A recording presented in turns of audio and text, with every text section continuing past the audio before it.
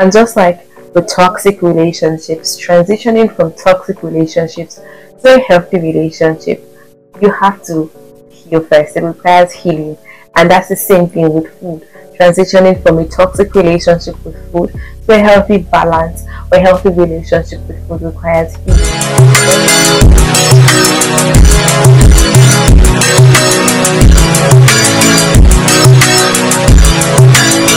Another week, another video.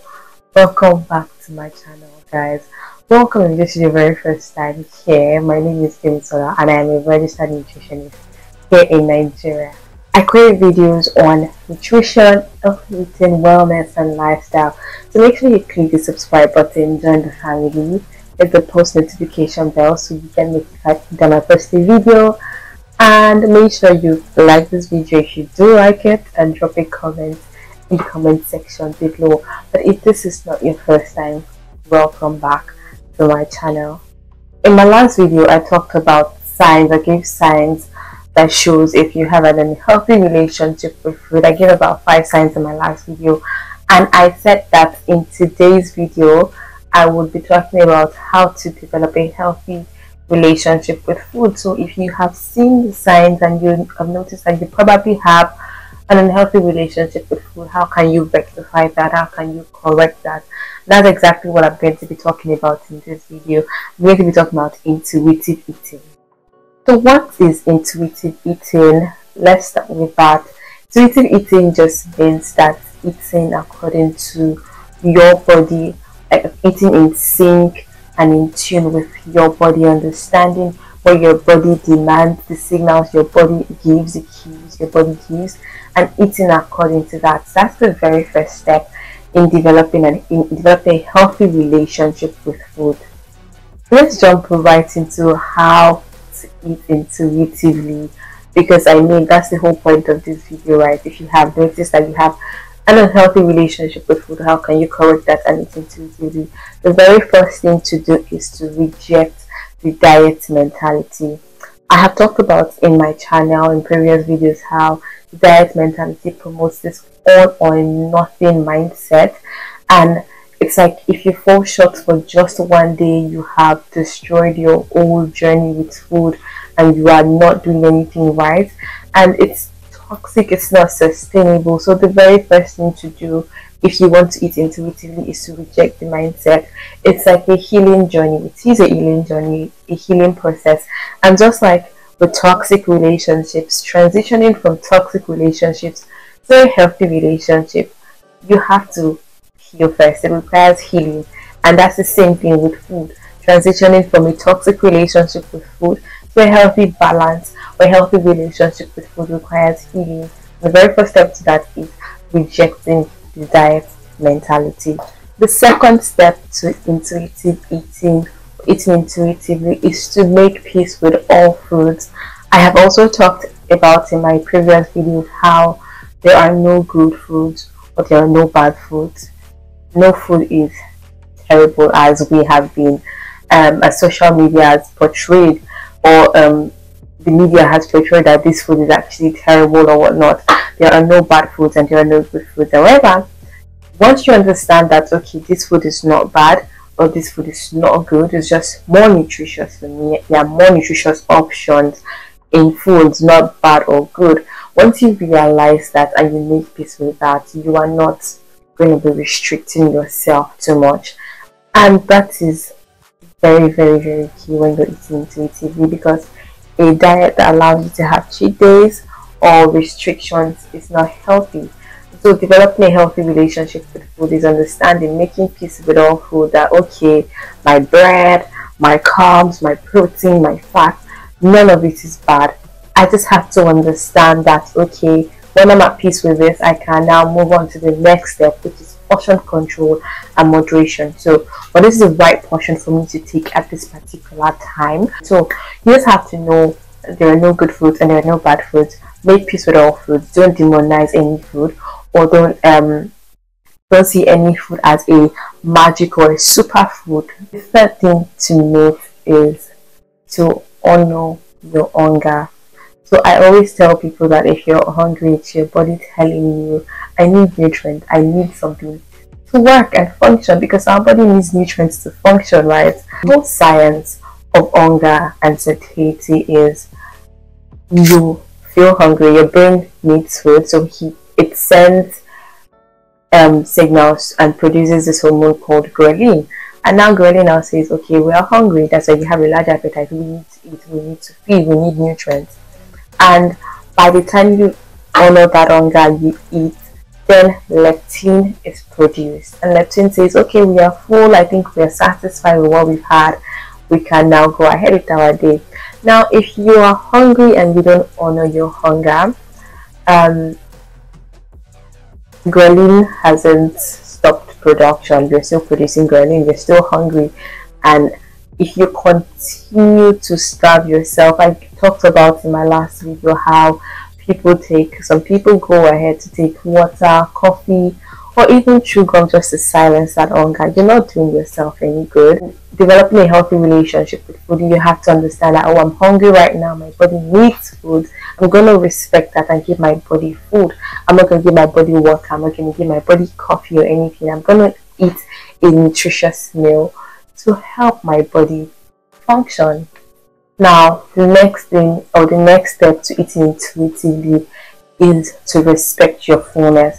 I talked about honoring hunger in the last point, how you have to understand when you're hungry, you have to feed your body. Now, in the same way, by the time you are full, you have to respect that and stop eating. This is something I even had to learn personally because growing up, I don't know if anyone also grew up in similar situations or scenarios like I did, where I had to finish my food. Like, I was always forced to finish food to avoid food waste and all of that. So growing up, that transitioned with me, and I always felt like I had to finish the food even if I was full. Like, I can't waste this food, I have to finish it. I am full, but I still have to continue eating. But with intuitive eating, you don't have to do that. You have to understand that, okay, yeah, I'm actually satisfied at this point. I could always reserve the food for another time when I feel hungry. I'm not going to stop myself. I'm not going to make myself feel so full and uncomfortable. So I'm just going to honor my satiety and say, okay, I'm full. I will eat the rest, the remaining portion, another time. The next step to intuitive eating is to deal with your emotions without using food. Now, I know a lot of people are on this table, and you feel stressed, you feel angry, you feel bored, you just feel any sort of emotion, and the next thing is food. I mean, yeah, food is for pleasure, it's for comfort, but your emotions should not be dependent on food. You should not be treating or dealing with emotions using food, because in the long run it's going to lead to a toxic relationship with food. So you're sad and the very first thing you think about is to reach out for food, or you're angry and the first thing you think about is to reach for food. And there is this old chat on what emotion and like the kind of foods you reach out for whenever you are feeling a particular emotion. So if you find yourself reaching out for tough foods, like foods that are just gonna make you struggle a bit when you chew, you might probably be angry. If you're reaching out for sugary foods, you are depressed, and there's a whole chat on that. So you have to understand, you have to process your emotions outside of food. You have to understand, okay, why am I angry? Okay, I'm angry at this point. What do I need to do? How do I resolve this without using food? Because that's how to develop a healthy relationship with food. Food should not be codependent with emotions. And this I also had to learn, because I used to eat even when I was bored. Just, I have nothing to do, I'm bored, and the next thing I do is I'm looking for a snack just to munch and not feel so lonely or so bored anymore. And I have to deliberately process my emotions. Okay, what am I feeling right now? I'm not hungry because I just ate, but I'm bored. I need something to do. I need something to keep me engaged. So what I do is I find something to engage myself with rather than reach out for food, because that just gives a binge cycle. I'm bored, I'm eating, and then next thing, next emotion, the next time I'm feeling sad, I'm also eating. That's not regulated at all, and that's not healthy.